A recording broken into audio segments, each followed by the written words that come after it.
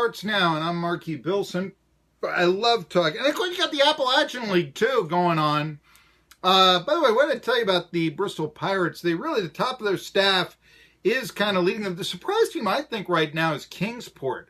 I did not see Kingsport doing quite as well. By the way, Elizabeth and Johnson City rained out yesterday. Going to play 2 7-inning games.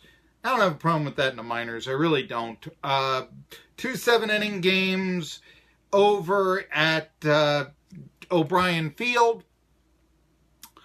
That's a 6 o'clock start. So that's what's going on locally. Appalachian League. Again, and I mentioned that I kind of asked George Grand to be the general manager of the Reds when I talked about, hey, how satisfied are the Reds with Pensacola? And of course, they're going to say, hey, nice ballpark. Of course they are. They're not going to say, yes, they should move right away, and all that.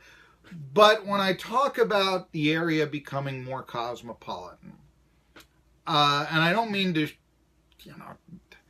there are some legitimate criticisms of the Yappy League. There are some not so legitimate criticisms of the Yappy League, and all that. I just love baseball. I would like to see a AA franchise here. I think it'd be more professional, more cosmopolitan. I mentioned that.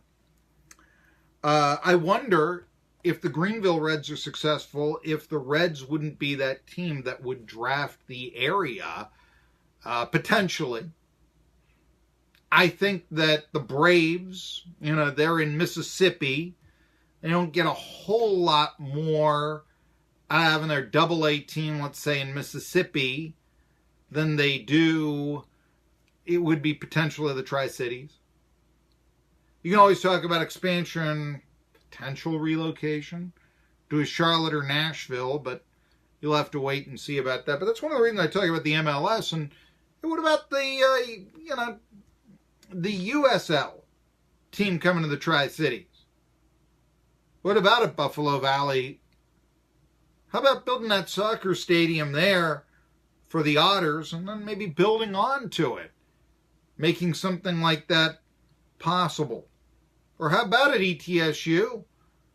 You want to rent out Summers Taylor? You want to help this area be more cosmopolitan?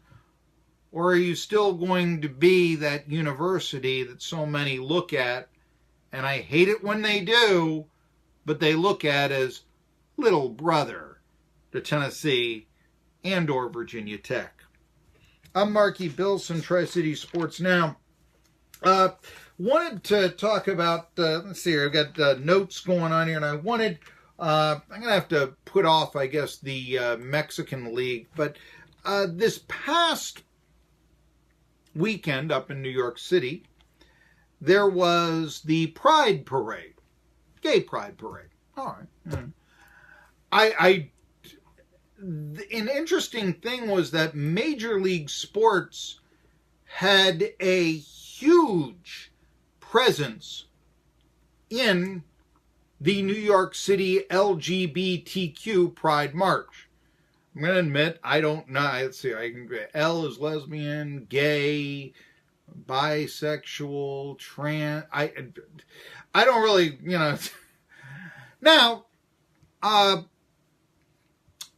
Major League Baseball had a float in the parade. They weren't the only one. So did the NHL. So did the NBA. So did the WNBA. So did the NFL. UFC sent 3 fighters who are openly gay. Tesha Torres, Shigara Eubanks, or Nina Ansaroff, to march. Billie Jean King was the march's Grand Marshal.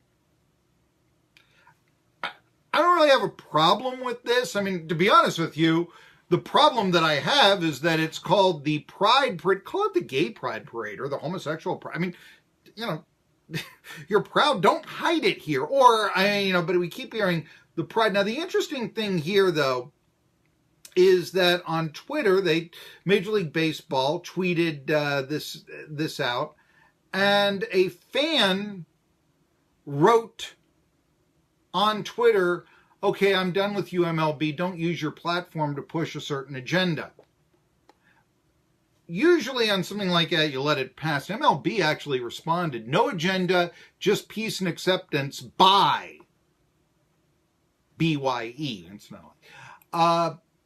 Interesting, because that is an aggressive ploy to try to be politically correct. But yeah, it shows sort of modern baseball. Look, we should not be homophobic. Again, I don't have necessarily a problem with sports being in this parade, but when you're saying bye to one of your fans, even if you don't agree with his views, how healthy is that? Colin Coward's next. WBNB Irwin, 14.